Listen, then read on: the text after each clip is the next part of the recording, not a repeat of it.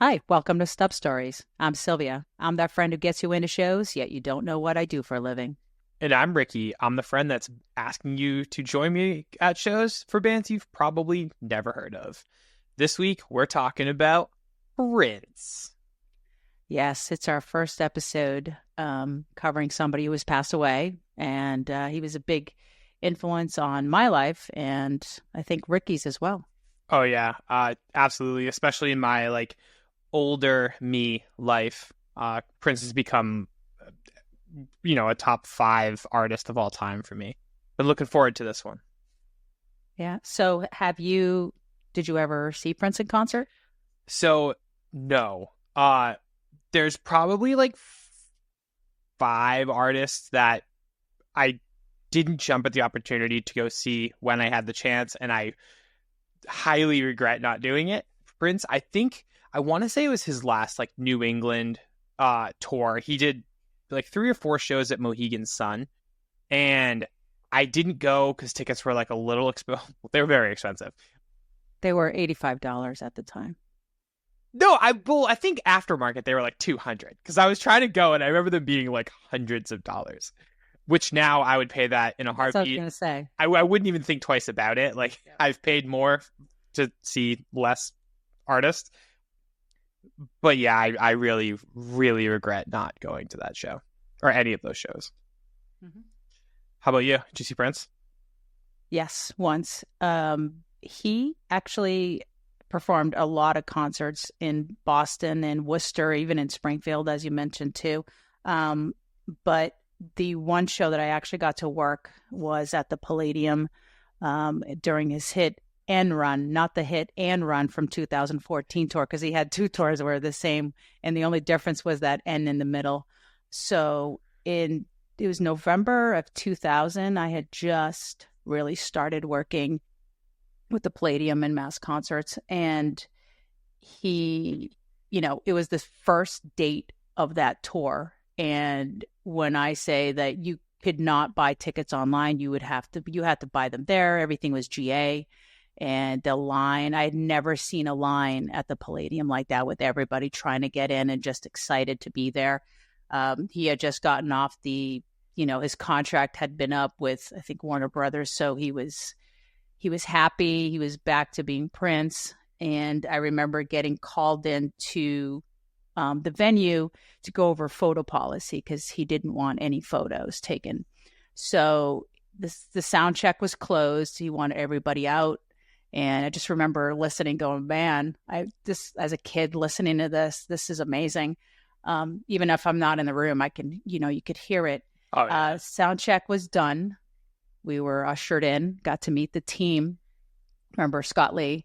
He was a production manager that night, Mr. Metal, but it was just, you were in the middle of just greatness, right? Prince being in Worcester, and he wasn't on the stage. It was just his team, and we were going over photo policy and what we're going to do. And I just, in that conversation, all of a sudden I hear, yeah, make sure there's no photos. And I look, and it's Prince from around the corner, and remember locking eyes for him for just a second and going, it was the first time I was ever starstruck.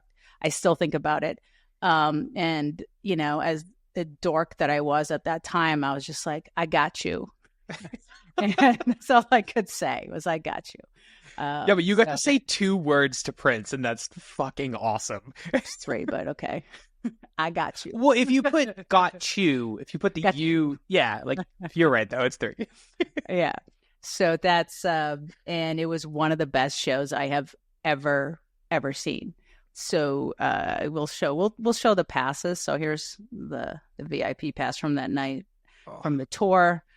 It's probably the best show I've seen at the Palladium. Yeah. Maybe there was a Rob Zombie show in there where the pyro was so hot that I could feel it outside.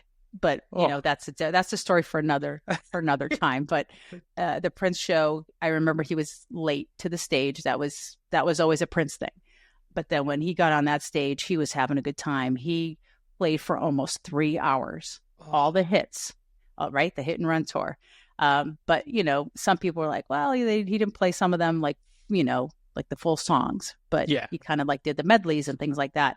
And I just remember he did his encore, and I'm like, okay, this is it. This is fantastic. And no, he came back. He just did another 3 or 4 songs, and it was all Santana covers. And it's just like, it just kept going. And I'm like, this is the best night of my life.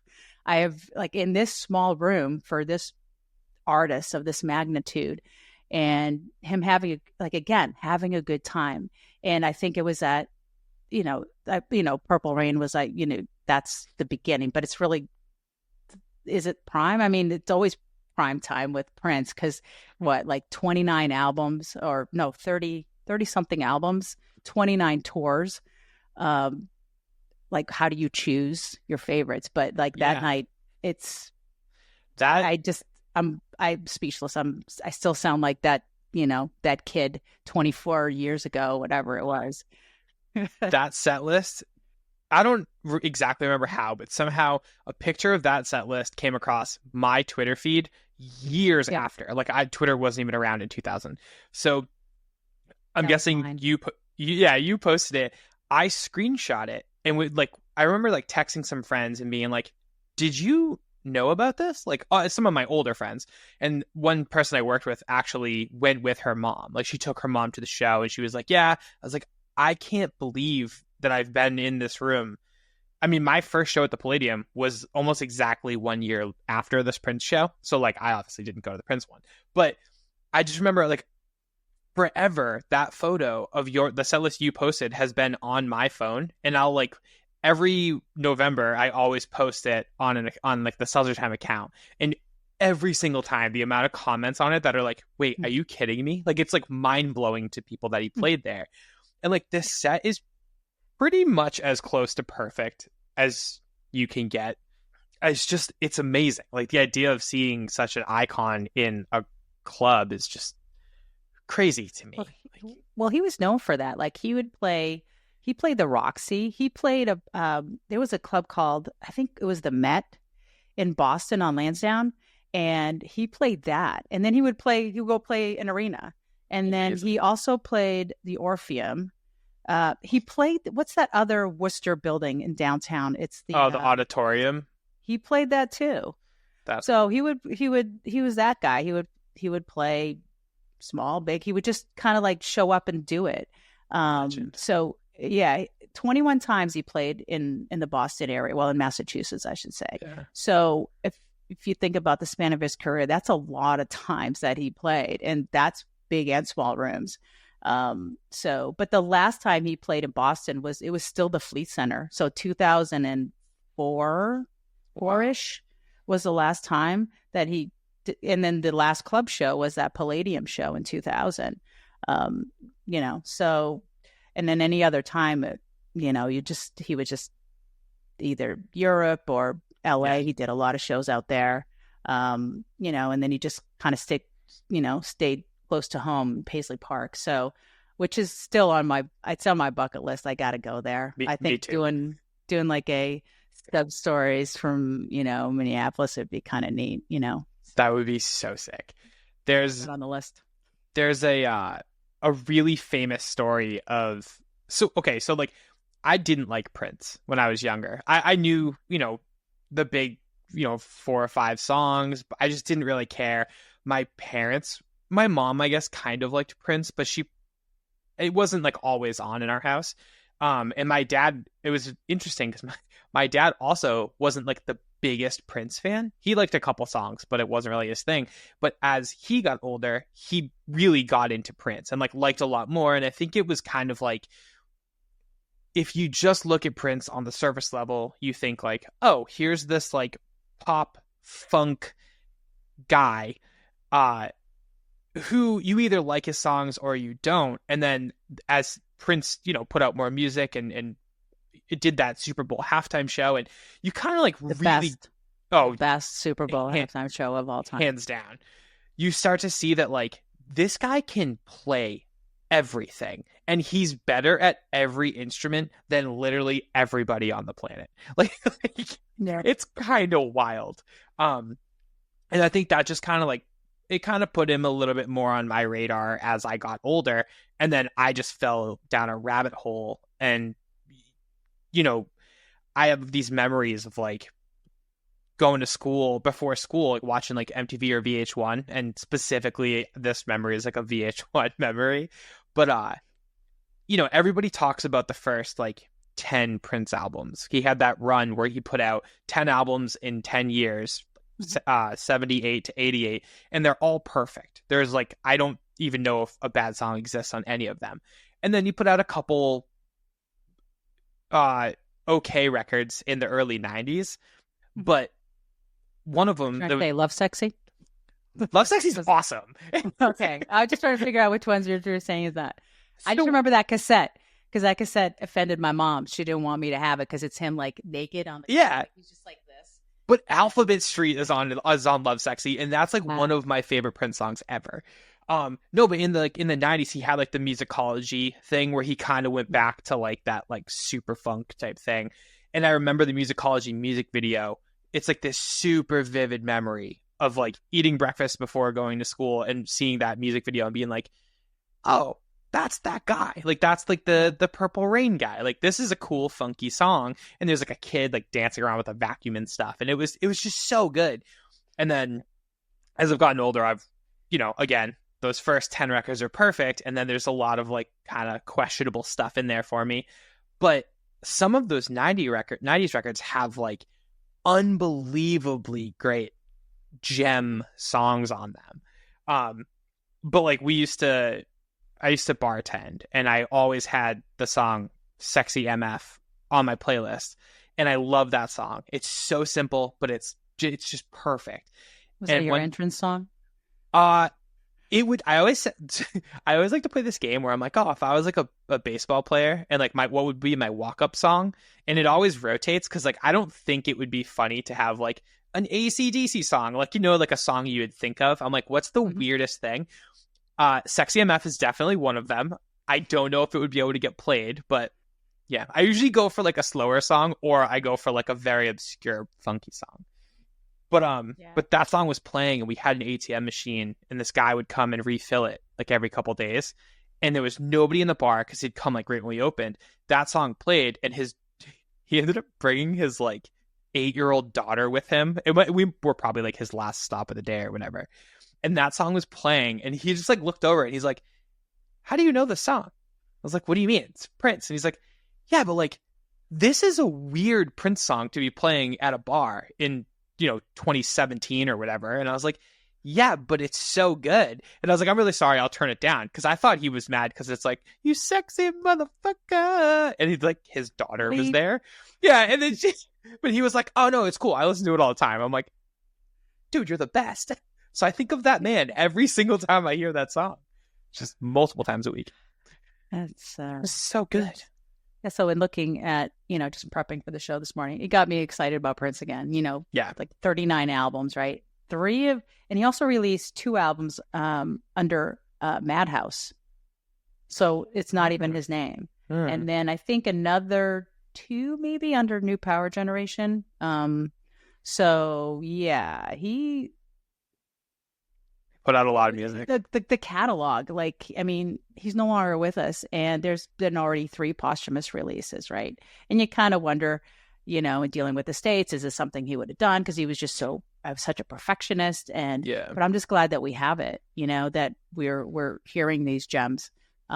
So like the last tour he did before he died was the piano and microphone tour, and they just released that. I think last year they released like a live record from that, and it's unbelievable. Like you really get to hear how cool his voice is.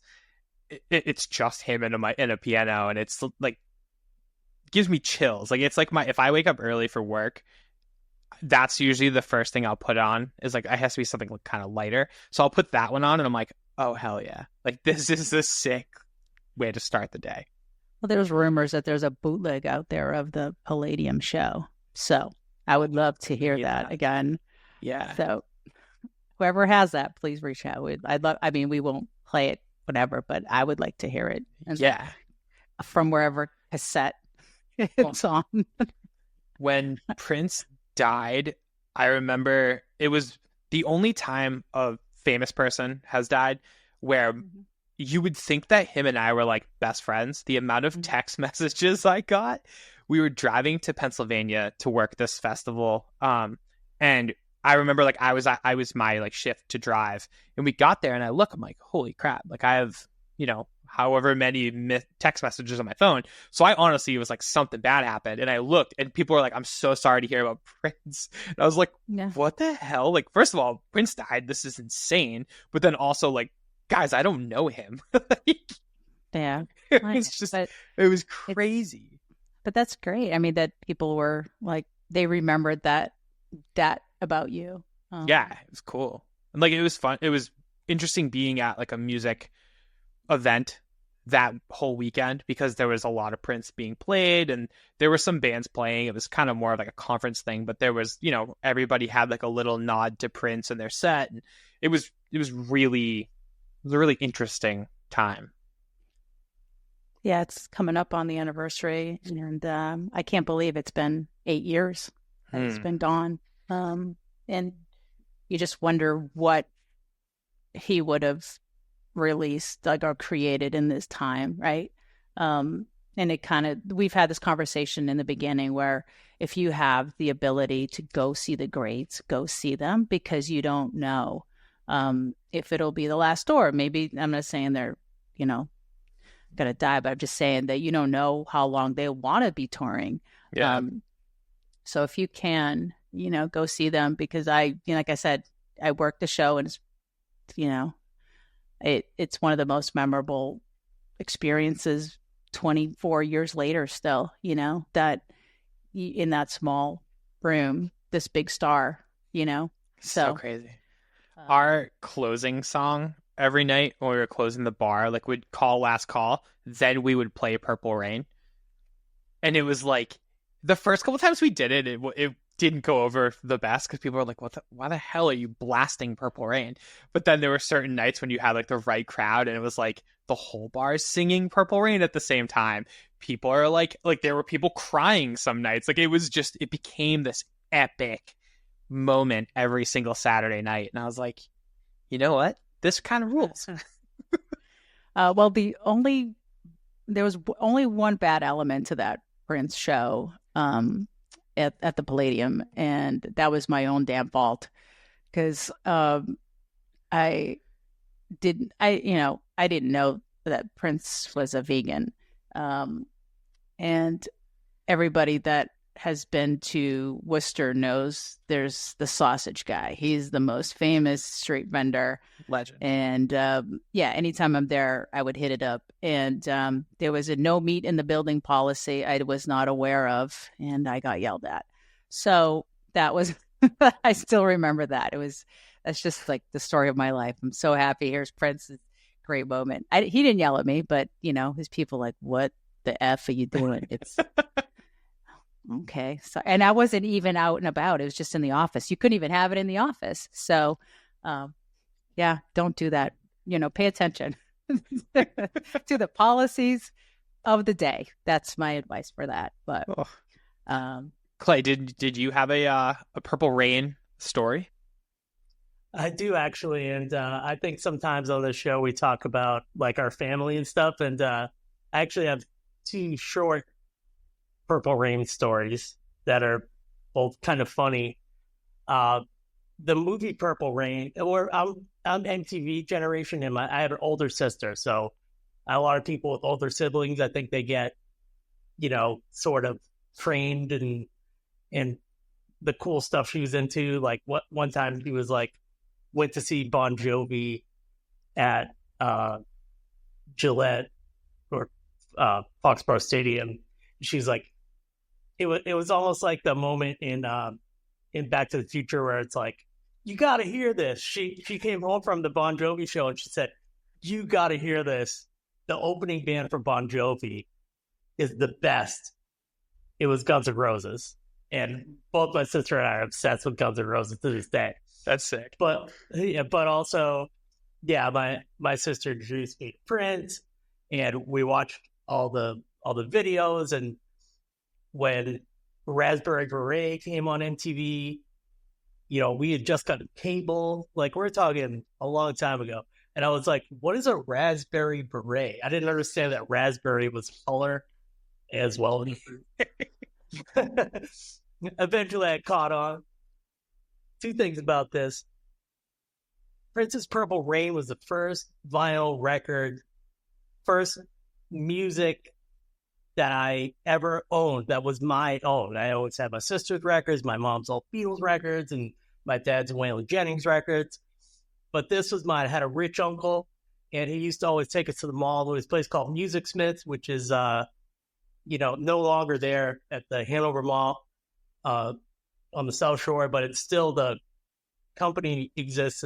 Brookline Booksmith is the same Smith part of that. But anyways, you can get, Rich Uncle says, get anything you want. Pick one thing, get anything you want. He used to do that in the toy store. He did it at the record store.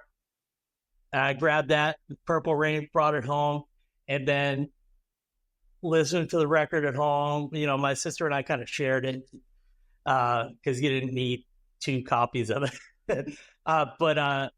But then we're like looking at the lyrics and just like totally like Darling Nikki, like looking at that and saying the M word. And I was like, don't let mom hear this. Don't let mom hear this. Don't let mom hear this. Not that my parents would have cared really, but we were like kind of like there was always some sort of stuff that we kind of were sneaky about listening to, and all that. So yeah, that was my first record ever. So that's my Purple Rain story. And beyond that too, I was kind of still young enough that my sister was kind of babysitting us, or babysitting me. Is just my sister and I.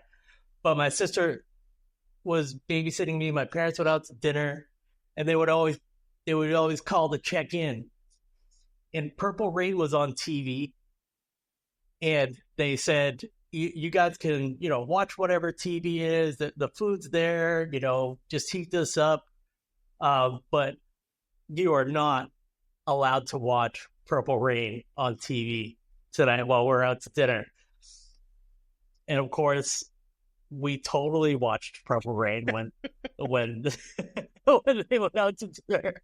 And I remember we had to. I feel like this is such a Ricky story about like all the little details, but I remember totally lying to my parents by going. She called. They're on the phone with my sister.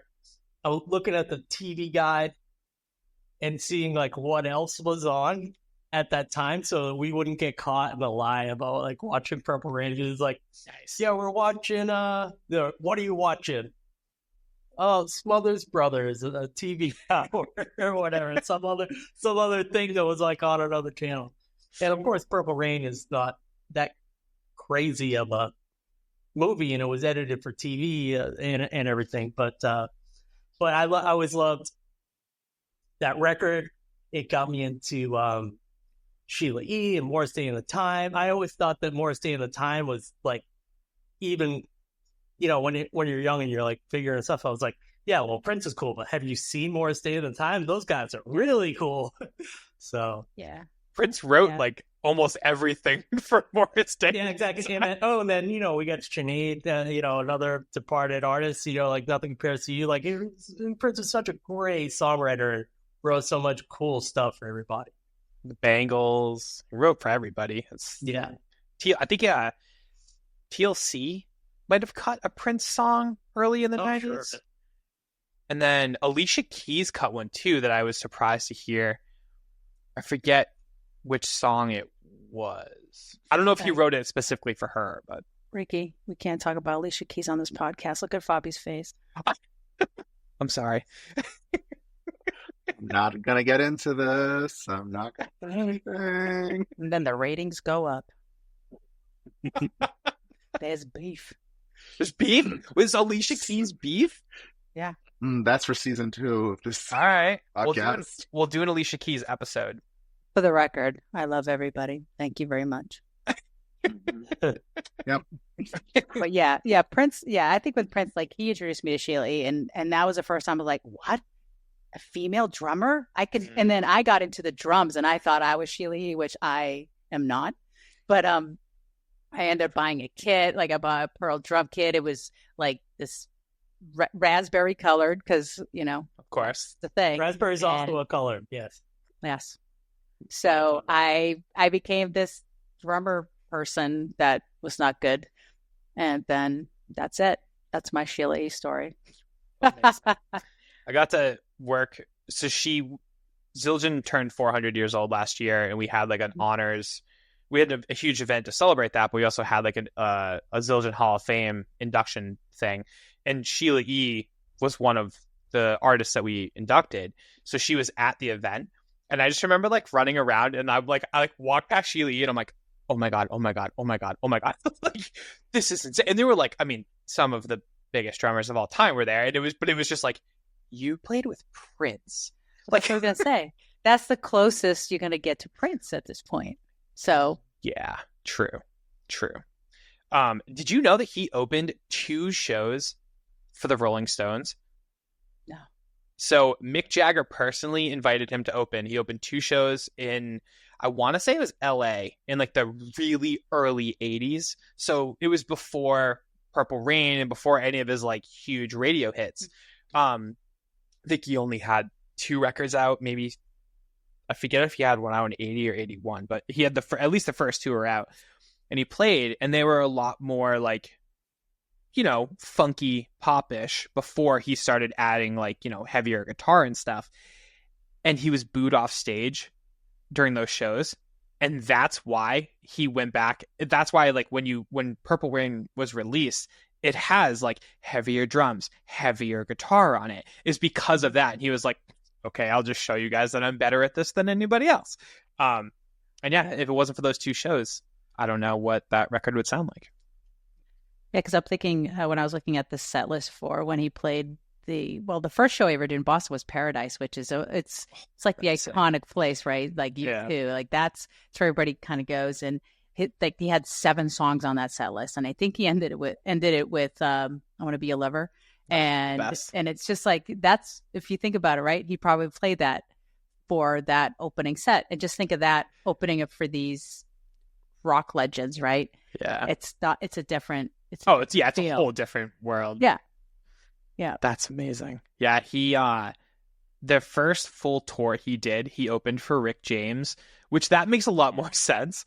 But these are also, I mean, Prince was like 20 years old on this tour. Rick James had already been huge. And Rick James was jealous because it was kind of a like, every night these 2 are just trying to one up each other. And one of them was, this legend, and the other one was this kid, but he was so good. And at the end of the tour, his keyboards went missing. And the thing with Prince is like when you buy a keyboard, they all have like the built-in sounds or whatever, but then you can kind of like mess with them and kind of change it up a little bit to get your own sound. And he did that, and that's how every time a Prince song starts and you hear that keyboard, you're like, oh, I know who this is before anything else even happens. Rick James stole those keyboards, used those keyboards to record Super Freak, and then like months later after the tour, the keyboards showed up at Prince's doorbell, and all he wrote, there was a note that said like, it was something like, thanks MF or whatever. It was like something crazy, and Prince knew exactly who it was. And then when Super Freak came out, that's why it sounds kind of like a Prince song, is it literally is they're his keyboards on it. So crazy. Oh, it was just like the coolest. Well, I think that's what you could say about Prince. He was the coolest. Like, easily. Yeah, I mean, the way I was introduced to Prince was, obviously, we've talked about Madonna on this podcast a little bit. And for Christmas one year, I wanted a VCR. That was my thing. I wanted a VCR. So my mom was not, technologically savvy at all. She didn't know, what is this? So she had my Uncle Frank and my Aunt Joanne at the time go and get the VCR, and she was like, buy stuff that she would like to watch on this. And what they ended up getting was Purple Rain, the movie that they got Desperately Seeking Susan, Nice. Beverly Hills Cop, and a Madonna video compilation. And I was just like, this is great. And I watched those so many times, and my mom had no idea like about the Prince movie or even Desperately Seeking Susan. That was racy for a kid. I was like 10, 12, So, and my uncle was cool. So he was just like, yeah, you're going to watch all this stuff. And like Beverly Hills Cop is still one of my favorite movies too. Like, it's just awesome. Because it was like, I'm watching things I'm not supposed to watch. And so it's cool that it was, my uncle sort of like, hey, Prince is awesome. Because the first time I was introduced to vinyl was my Uncle Frank. I was like, what is all these things? I my dad had like, the 8-tracks. That's what he had. And we had the TV with the 8-track player in it because we were balling. We were balling in the 70s, I guess. So, and then it was vinyl. My uncle had all the cool vinyl stuff. So, and then, all these years later, I think that's probably why I was starstruck. Here's, little me watching it on VHS. And then there he is, like, 20 feet away. And, oh, this is my job now. What do I go from here? Like, every other show. But then every other show was metal or punk. So that was my top 40 moment for like the 2000s. So amazing. Yeah, when Prince died, I remember there was an interview, or before Prince died. Well, I guess it was when Prince died, it kind of came out, at least like on my radar. But there was an interview once with Eric Clapton, and the person interviewing him was like, hey, like, how does it feel to be the greatest guitar player of all time? And Clapton's response was, I don't know, you'll have to ask Prince. And I was like, that's the coolest thing I've ever heard in my entire life. Clapton is not my favorite guitar player, but like, he's known as like the best, or, one of the top 3 or 4 guitar players ever. And for him to respond with that, I think that also really like legitimized Prince as a guitar god.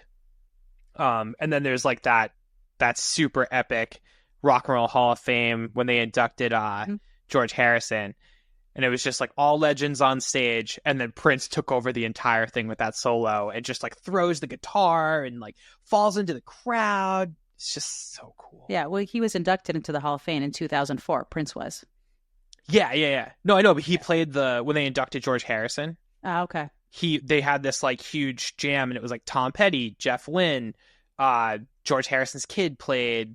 Somebody else was on the stage too. That was kind of a big deal. And then I think the backing band were the Heartbreakers. But then for the solo in While My Guitar Gently Weeps, Prince played it. And it was like, oh, okay, that's cool. But he like made it his own. It was his own, but it was so true to how it should be. But it was also Princified, and it was just cool. Like this moment of coolness that probably has never happened during a Rock and Roll Hall of Fame induction, because I feel like they're pretty like, do what you're supposed to do. And Prince just kind of took over the whole thing. And you can see like the look on Tom Petty's face is like, damn, like that's the moment. Like the rest of us don't matter. It's about this. And he like falls into the crowd and like throws his guitar into the crowd at the end. And like, oh, we have to do a Tom Petty episode too. Like we could definitely do. I saw Tom Petty once, and it was the first time I ever had goosebumps for an entire show. Yeah. And it was Stevie Nicks came out. That was also a terrible day when that happened. I think I was hanging out. I think it was with Clay that day. When really? I found out he had. It was I had gotten laid off. This is not funny, but well, it's kind of funny. I got laid off from work either that day or the day before, and I was at my friend's house, and we were like having some beers and hanging out, and I got a text about Tom Petty who like dying, and it was just like, that's not true. And it was. Yeah. I was also looking at was it Rolling Stone rated Prince as number 14th as the 14th greatest guitar player last year is what they. I don't know. I'd go higher than that. I don't know who number 1 was. I was pissed after I saw that. So the Rolling Stone rankings are always a thing that I can't take seriously because they're almost never correct. And it's always like they do the thing where they'll put like the greatest guitar player of all time was, you know, whatever, this random person, just to get the buzz off of people being like, did you see this? Yeah, of course. And then here I am talking about it again. Also, again, to bring in Madonna during the celebration tour, her son, they do a tribute to people who are past. One of them is Prince because they were friends. And her son, David, plays, I'm guessing it's one of Prince's guitars, or I wouldn't think it would be a, you know, a knock up, just knowing who's playing it, right? So and then he had the whole, you know, face covered kind of, and I thought that was really cool because it's kind of like, don't look at me, just look at the guitar, you know who I'm honoring. And that was one of my favorite moments from the show was that tribute to Prince. So same. It's also, so I think about that a lot, where it's like, when you think about the 80s, right? The only three people you think of are Prince, Michael Jackson, and Madonna. And, you know, and then like hair metal, like obviously there were other things, but like those three were just larger than life at the same time. And they're very different from each other, but also like you can kind of see where they each like influenced the other one. And like Madonna did this, so Michael Jackson had to do this, so Prince had to do this. And it's like, you know, you put out something and then this other artist is going to put out something even better. And they just kept one-upping each other, which I think is why we got the best music ever. Just it was great. All in that window.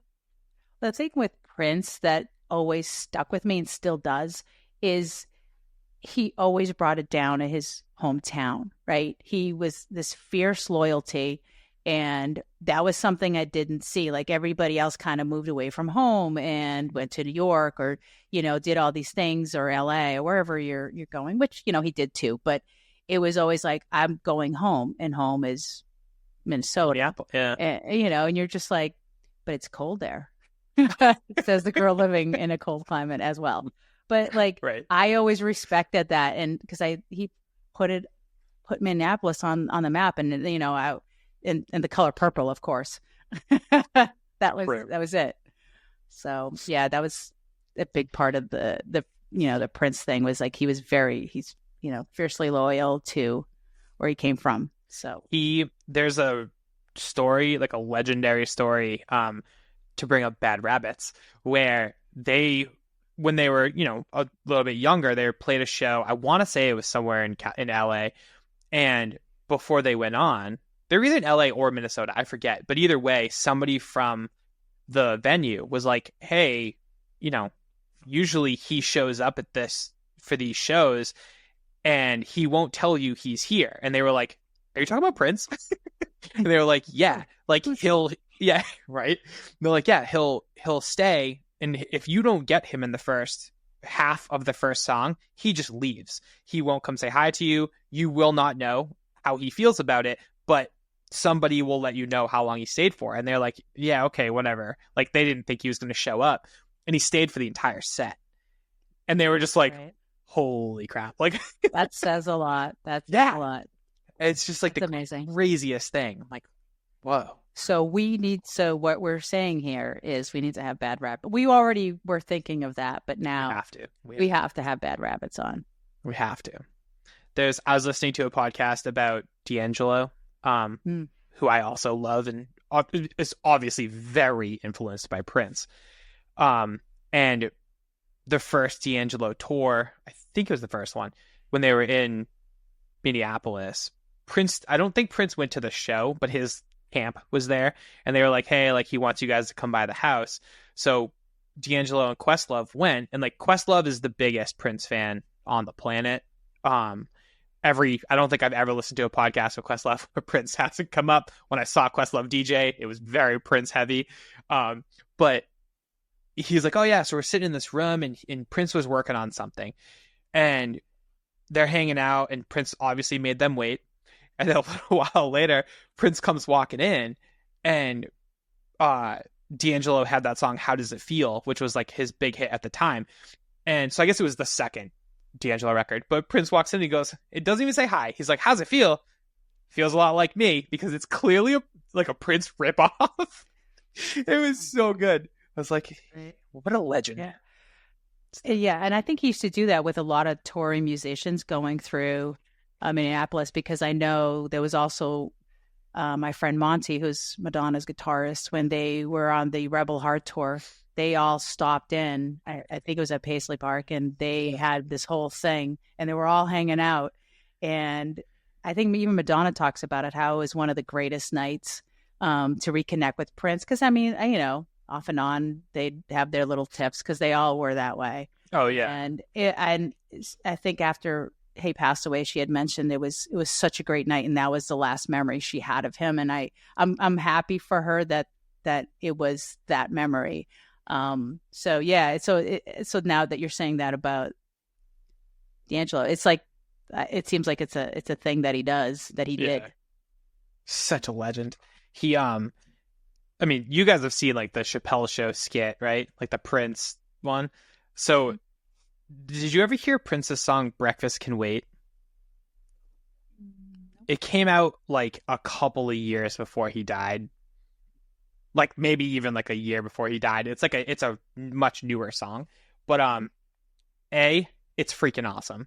B, it's the cover for the single is Dave Chappelle dressed as Prince. Like he just took the picture from him like holding the pancakes and like made that that's like the album art.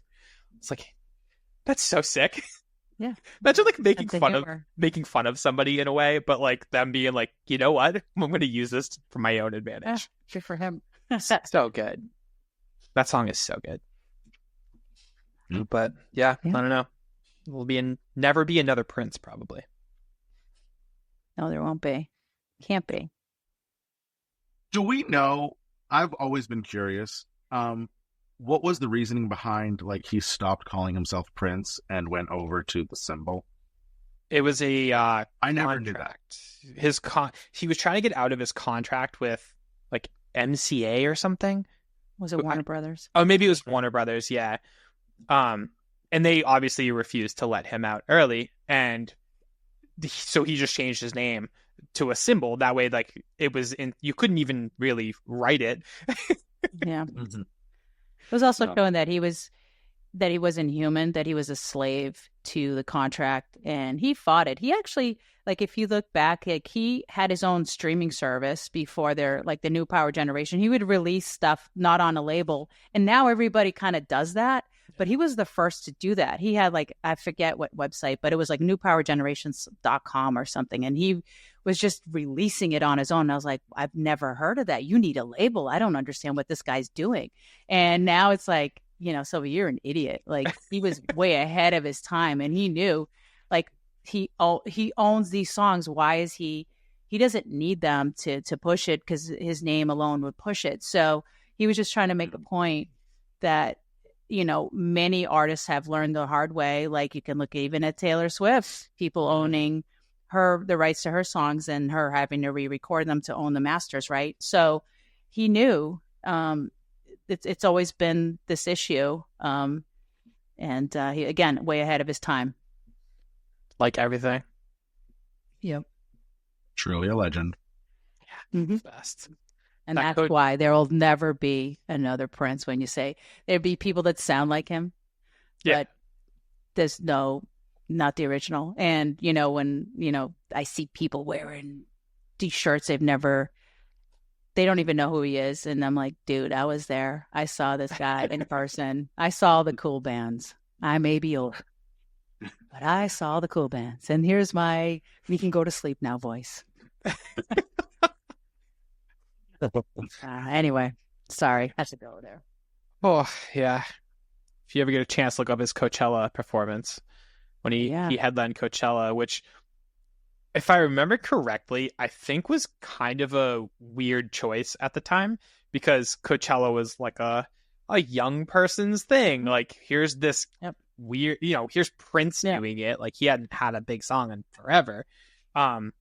And it's gone down as one of the, probably top 5 or 10 Coachella performances ever. covered Creep and like did some things to really connect with that young audience, but also, it kind of put him back in arenas just because of how epic that show was. Yeah, because if you think back then, like, there's a lot of nostalgia now. I think that also came in part with the pandemic, where you're kind of reconnecting to things that made you happy. But back then, like him playing Coachella, that people were like, what are you doing? Like even for Madonna to play it, it took for, I think she played like the dance tent, and I'm like, what is happening? Like, it wasn't even a thing, because it was all the newer acts that where are they now? Let's do that. The little one-hit wonder. So that's all I'm saying. Yep. So crazy. Where are we at for time? It's an hour. What? Well, I don't know. How did that happen? Right? All the talking. But yeah, I don't know. Want to? Should we wrap it up? Wrap it. Wrap it up. What does it say here for Fabio here? Ricky's gonna outro. It says, "Well, it sounds like we're at the end of the show."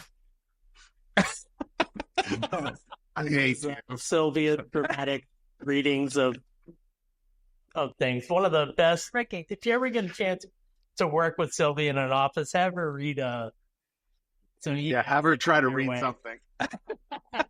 Like, here's Ricky. Well, it sounds like we're at the end of the show. To be sure, to give us a follow. You can't even spell this. It's all like the sentence structure's off. That's Ricky's part of the outro, not yours. Okay, go ahead, Ricky. All right, here we go. Well, it sounds like we're at the end of the show. So be sure to give us a follow on Instagram, TikTok, Facebook, and YouTube. Yes. Be sure to subscribe to Stub Stories on Spotify, Apple, or wherever you get your podcasts. Thank you, Fabio. Don't forget to participate, write in, and let us know about your Stub Stories. Do we have an email? Yes, we do. It's info@stubstories.net. Or slide into our DMs. You never know. We might share what you send over. Oh, slide. Okay. So once again, thank you so much. And it's only taken, 3 months. Well, yeah. If it sucks, I'm sorry. Sponsored ad reads anytime now with that nice little portfolio piece we just created. Yeah. We're gonna have to re-record that. If it sucks, I'm sorry. We tried. If it sucks, I'm sorry. We tried. Takes for. Actually, one more time from the top. That was amazing. I would just leave it like that. That was beautiful. If it sucks, I'm sorry. It's Fabi's fault. I'll take it. Nice. Thanks. It's all staying in. Hell yeah. Bye. Bye. Bye. Perfect.